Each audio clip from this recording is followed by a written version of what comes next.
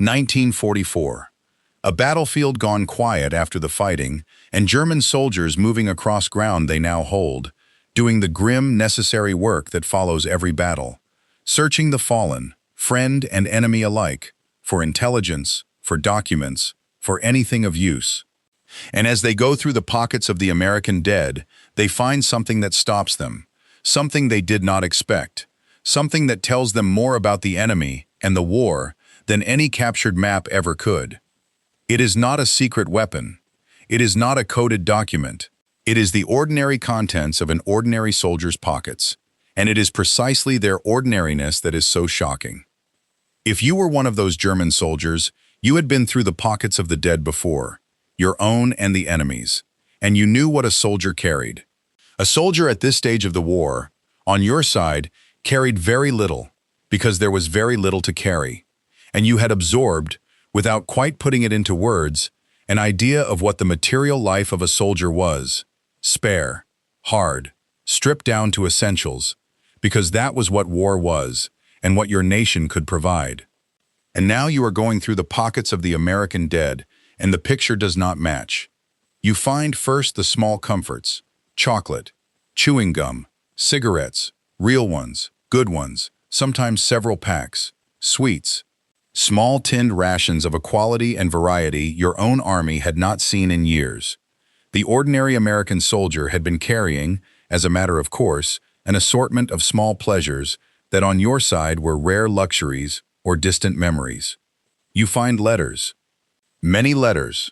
Letters from home, read and reread and carried close, sometimes dozens of them. Evidence of a mail system that reached across an ocean and kept these men connected to their families with a reliability your own men could only envy. And photographs. Photographs of wives, of sweethearts, of children, of parents, of homes. Small windows into ordinary American lives, carried into battle, held close, found now in the pockets of the dead. You find, often, more money than a soldier should reasonably have, and small personal items of a kind that speak of a comfortable civilian life not long left behind. And you find the equipment, the small, well-made, thoughtfully designed pieces of kit that the American soldier was issued, items that were practical and abundant where your own were worn and scarce. And slowly, going through pocket after pocket, a picture assembles itself, and it is a picture that should trouble you deeply, because it is a picture of the enemy's entire war, written small in the things a dead man carried. The conclusion available to you, kneeling over the American dead with their pockets full of chocolate and letters and photographs, is not really a conclusion about any individual soldier. It is a conclusion about two nations. These men had come from a world of such abundance that they carried its small luxuries into battle as a matter of course. They had been sustained, right up to the moment of death, by a system that fed them well, kept them supplied with comforts, connected them to home, and cared for them in 100 small ways. And all of it was visible, now, in the pockets of the fallen, a quiet and overwhelming testimony to the material and human resources of the nation that had sent them. This is not a story about pockets.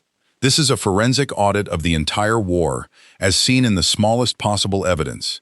The ordinary things an ordinary soldier carried, and of what it meant that the American dead were found with their pockets full of the abundance and the humanity that their nation had lavished on them, even unto the end. Part 1. The German Calculus. To understand why the contents of those pockets were so telling, you have to understand what a German soldier's pockets held by comparison, and why. And the difference is the whole story of the war compressed into the space of what a man carries. The German soldier, especially in the later years of the war, carried little because there was little to carry. We have traced, throughout this series, the German scarcity, the shortages of everything, the substitutes, the ersatz coffee, and the stretched tobacco, and the general poverty of a blockaded nation fighting above its material weight. And that scarcity was present, intimately, in the pockets of the German soldier. His rations were leaner and less varied. His small comforts were fewer and poorer. His cigarettes, if he had them, were rationed and often of low quality. The chocolate and the sweets and the abundance of small pleasures that the American carried were, on the German side, luxuries that had grown rare or vanished entirely as the war ground on. This was not because the German army did not understand the value of these things. It understood perfectly well, as every army does, that small comforts sustain a soldier's morale. It simply could not provide them, because the whole German material situation was one of scarcity, and scarcity reaches all the way down into a man's pockets. And the letters and photographs tell a subtler part of the story. The German soldier, too, carried letters and photographs. The human need to hold on to home is universal, and German soldiers loved their families and carried their images and treasured their letters exactly as the Americans did. But the German mail system, especially as the war collapsed, grew less reliable, and the connection to home grew more tenuous, and the flow of letters that sustained the American soldier so reliably was, on the German side, increasingly disrupted. The universal human need was the same. The system's ability to serve it was not. And there is a deeper thing in the German calculus here, which is the philosophy we have touched on throughout this series. The German military tradition's tendency to see the soldier's material comfort as secondary, as something that could and should be sacrificed to the hard necessities of war. There was, in the German military culture, a certain valorization of hardness, of endurance, of the soldier who needed little and endured much. This was a genuine strength in some ways. German soldiers were famously tough and enduring, but it also meant that the systematic provision of comfort to the ordinary soldier was never as central to the German way of war as it was to the American, even before scarcity made it impossible. So the German soldier's pockets were spare, partly because his nation could not fill them, and partly because his military culture did not prioritize filling them. And when he went through the pockets of the American dead and found them full of comforts and connection, he was encountering the physical evidence of a nation that both could and did lavish abundance and care on its ordinary soldiers. A nation whose approach to the material and emotional life of the fighting man was fundamentally different from his own. That is the German calculus.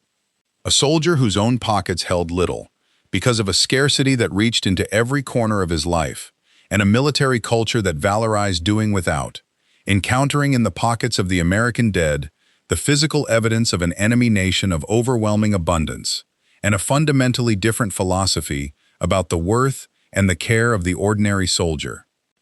Now let us look at what that abundance in the pockets actually represented. Part 2. The American Answer. The contents of the American soldier's pockets were not an accident, and they were not merely the incidental luxuries of a rich country. They were the visible endpoints of deliberate systems, the systems this whole channel has documented, each of which reached all the way down to the individual man and put something in his pocket. Let us trace them, because each item in those pockets is the tip of an iceberg. The chocolate and the sweets and the tinned rations were the end point of the American ration system, which we examined in its own right. A system that fed the American soldier well and abundantly, that included morale foods and small pleasures as a matter of deliberate policy, that treated the soldier's nutrition and even his enjoyment of his food as a military priority worth vast resources. The chocolate in the dead man's pocket was the visible end of a supply chain that ran back to American factories and farms, and it was there because the American army had decided that the ordinary soldier should have such things. The cigarettes were the end point of the tobacco supply we examined. The abundance of real cigarettes issued freely, a morale item and a currency both, flowing to the soldier in quantities that let him carry several packs into battle as a matter of course. The cigarettes in the pocket were the physical evidence of the abundance as weapon we have discussed, present in the smallest and most personal form. The letters and photographs were the end point of the mail system we examined, the extraordinary logistical achievement that carried mail across oceans and kept the soldier connected to home with a reliability that sustained his morale and his will to fight. The bundle of letters in the dead man's pocket was the visible end of that vast system, and it represented something the Americans understood deeply, that the connection to home was a military asset, that a soldier who heard from his family fought better, and that maintaining that connection was worth the enormous logistical effort it required. The good equipment was the end point of the American industrial abundance we have traced throughout. The well-made, plentiful, thoughtfully designed kit that the American soldier was issued, the product of an industrial base that could equip its soldiers lavishly where the enemy equipped his sparingly. And there were smaller, more telling things too, if you looked closely, each one the endpoint of a whole system of care. A first aid packet, often, and sometimes more than that, the individual field dressing every man carried, and for some, a small pouch of the miracle drugs, the sulfa powder to sprinkle on a wound, even morphine for pain, carried by the individual soldier so that the medical system reached all the way down into his own pocket, so that a wounded man could begin his own care in the first seconds. This was the medical abundance we examined, present at the most personal scale. The nation that healed its wounded had put the first link of that chain into the pocket of every man. You might find, too, the small printed things a rich and organized nation gives its soldiers: a paybook, identification, sometimes a little booklet of guidance or a phrase book for the country he was fighting in, matches, a compact and clever can opener, water purification tablets so the man could make his own water safe. Each of these tiny items was the end point of a system: the medical system, the water discipline system, the organizational machine, reaching down to place a small, practical object in an individual pocket. The German soldier going through those pockets was not just finding luxuries, he was finding the fingertips of a dozen vast systems, each one having reached all the way to the individual man to give him something that would help him live, fight, or simply endure.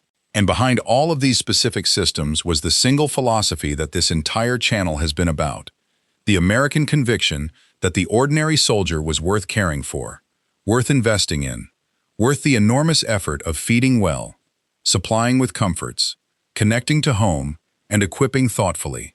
The pockets of the American dead were full because the American war machine had decided, as a matter of deep philosophy and deliberate policy, that the ordinary man should be sustained, comforted, and cared for, and had built the systems and possessed the abundance to do it. But there is something else in those pockets, something beyond the abundance, and it is the most important thing of all, and it is the reason this topic is not really about material wealth at all. The letters and the photographs are not about abundance. They are about humanity. They are about the fact that each of these dead men was a person, someone's husband, someone's son, someone's father, someone's sweetheart, who had come from a home and a family and a life, who carried those people close to his heart into the worst place on earth, and who died with their images and their words in his pocket. The photographs of wives and children, the well-worn letters from home, are not evidence of American wealth.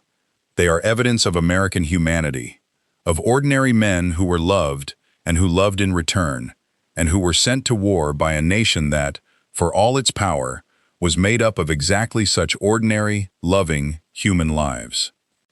And that, perhaps, is what truly stopped the German soldiers going through those pockets. Not the chocolate and the cigarettes, striking as those were, but the photographs, the letters, the undeniable, intimate, human evidence that the enemy dead were not an abstraction, not a faceless mass, but individual men, each one loved, each one carrying his home in his pocket, each one now gone, exactly as the German dead were individual men, loved, carrying their own homes in their own pockets, now gone.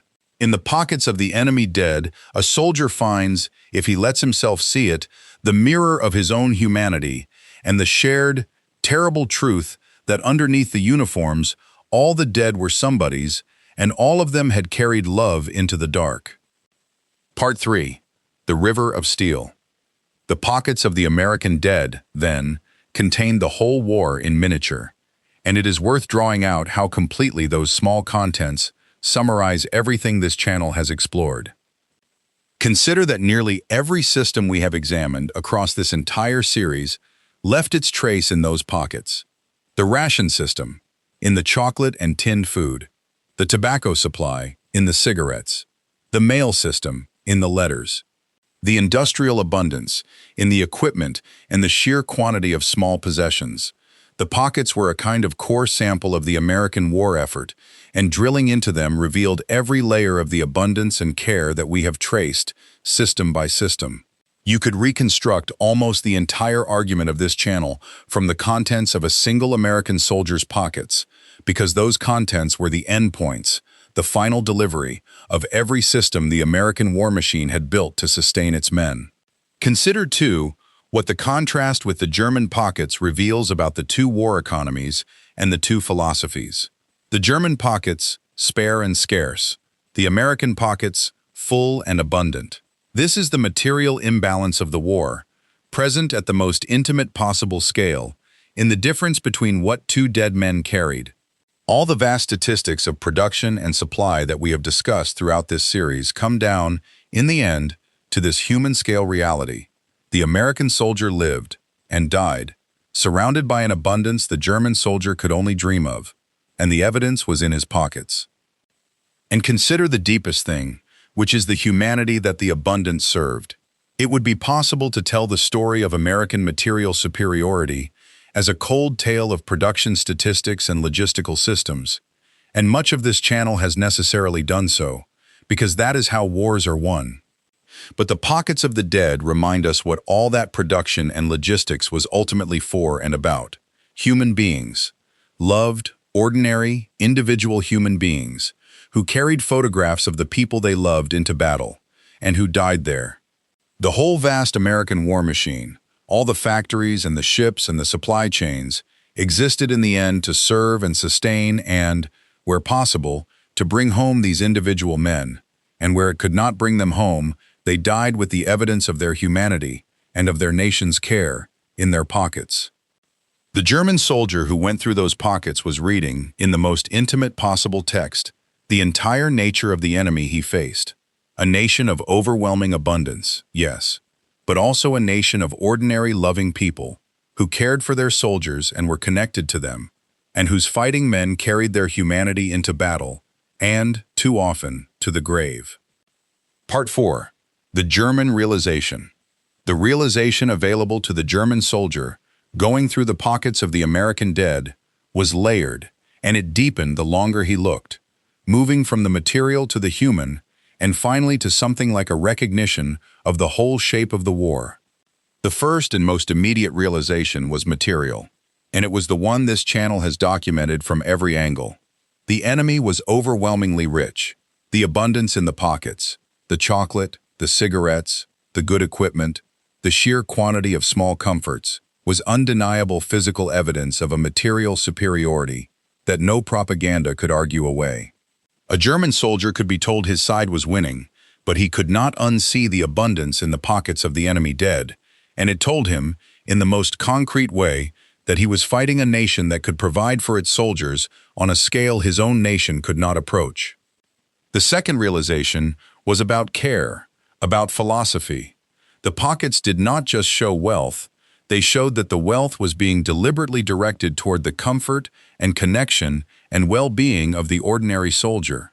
The letters that spoke of a reliable mail system, the morale foods, the thoughtful equipment, all of it testified to an enemy that cared for its ordinary men in systematic ways, that treated the private soldier as worth sustaining and comforting and connecting to home.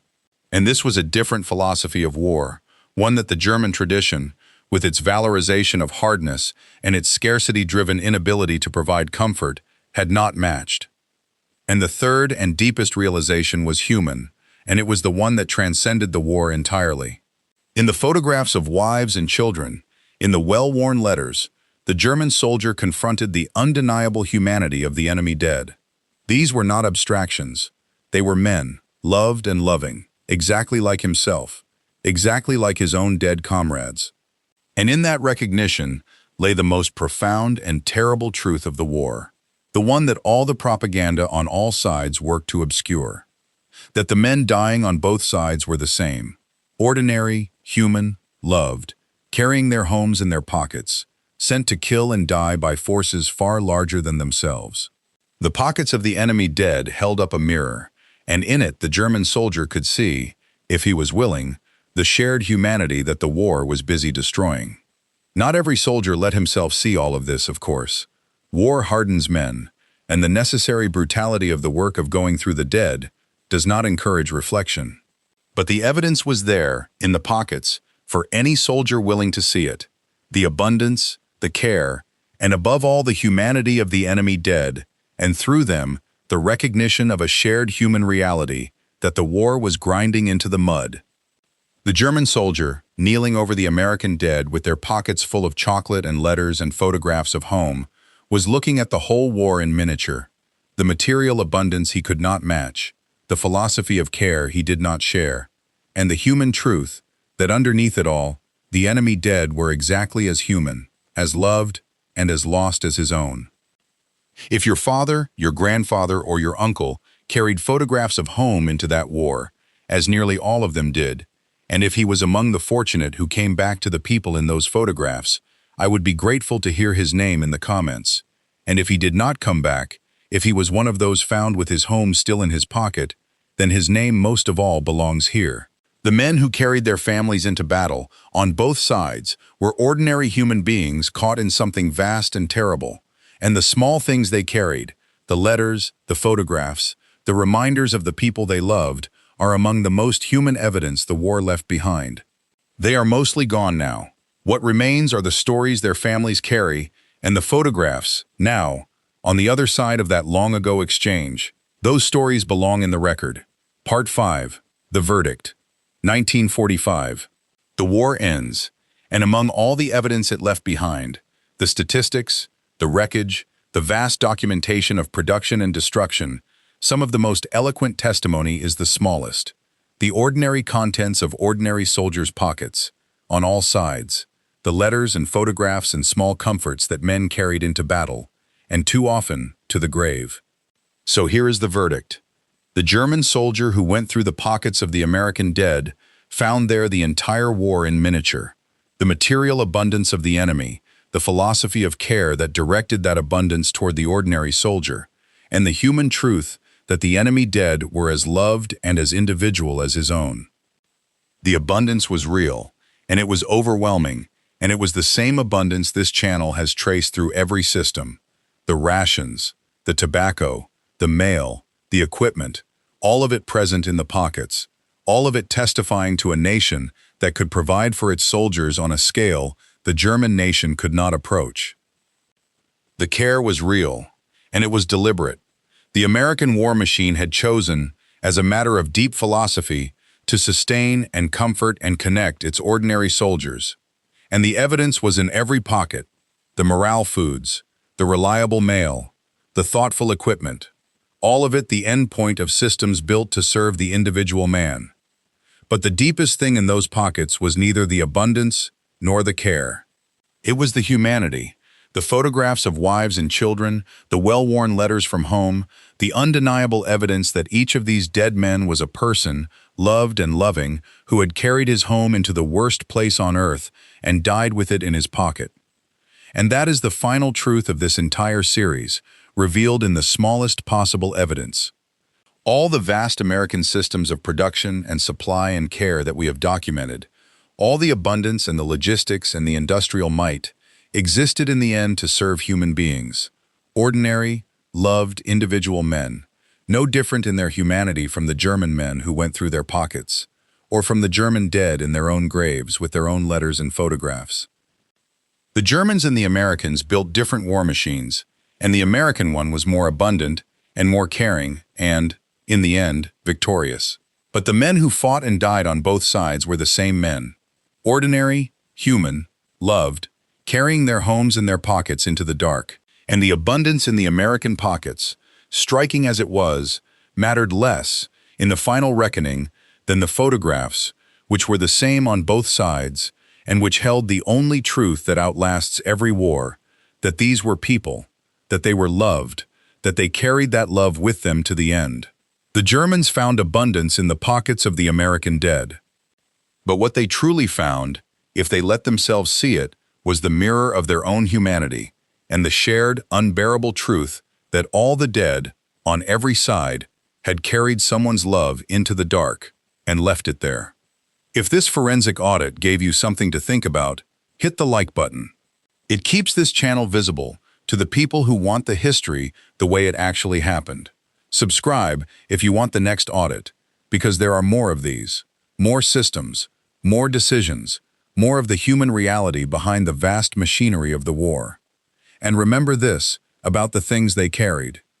Nobody makes a film about the contents of a dead man's pockets. The chocolate bar half-eaten, the pack of cigarettes, the letters soft and worn from rereading, the photograph of a young woman or a child or an old couple on a porch, carried through mud and cold and terror, held close in the worst moments, and found, at the last, by an enemy going through the pockets of the fallen.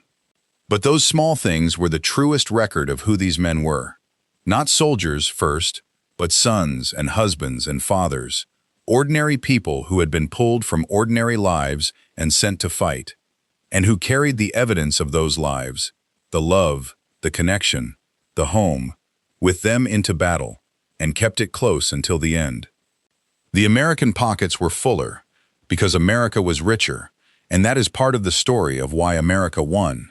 But the photographs were the same on both sides, and the love was the same, and the loss was the same, and in the pockets of the dead, of every nation, lay the same unbearable truth, that these were people, and they were loved, and they did not come home.